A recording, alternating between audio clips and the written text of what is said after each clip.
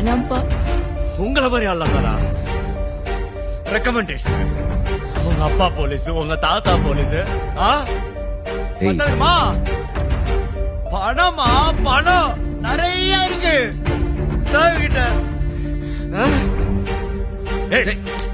உங்களை மாதிரி தகுதியே இல்லாத ஆளுங்கனால தாண்டா எங்களை மாதிரி தகுதி இல்லாத வெளியே பேசாத. போ, வெளியே போ. ஐயோ வாவர், ஏன்பா இப்படி சுமாருமா பண்ற? வாவர் வேண்டாம்ப்பா.